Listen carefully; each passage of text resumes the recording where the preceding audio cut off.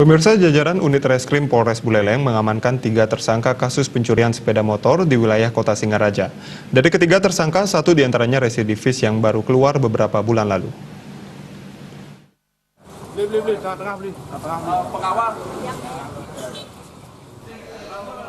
Inilah tersangka kasus pencurian sepeda motor yang kerap meresahkan warga Kota Singaraja dan sekitarnya. Pelaku masing-masing YK asal Kampung Baru, KP asal Kaliasem, dan AA warga Liligundi.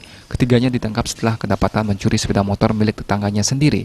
Bahkan dari ketiga pelaku modusnya sama dengan kunci palsu. Polisi yang menerima laporan tersebut langsung melakukan penyelidikan ke TKP. Dari keterangan saksi-saksi, polisi meyakini bahwa para pelaku merupakan orang terdekat korban. Tak berselang lama, polisi akhirnya menangkap ketiga pelaku di rumah masing-masing. Barang bukti yang diamankan berupa 2 motor Scoopy dan 1 motor Jupiter Z. Pelaku mengaku beraksi karena kondisi ekonomi. Barang yang dicuri dijual pelaku seharga kisaran 2 hingga 3 juta rupiah kepada temannya.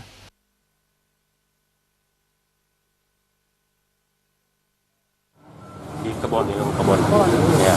Jadi di mana sepeda motor diparkir di halaman rumah korban, kemudian diambil oleh yang tersangka. Ini sudah kasus keberapa? Sudah yang kedua. Sebelumnya sama. Curamor juga. Ya. Tangkapnya apa? Tangkapnya tanggal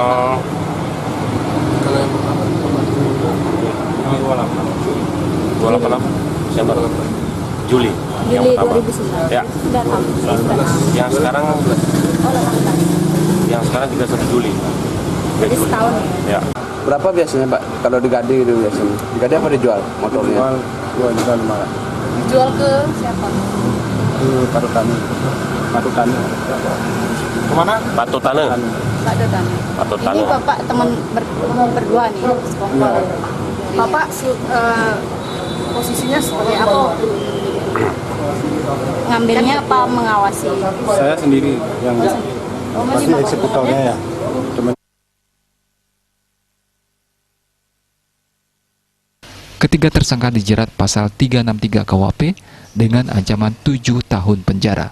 Komang Yuda, Bali TV.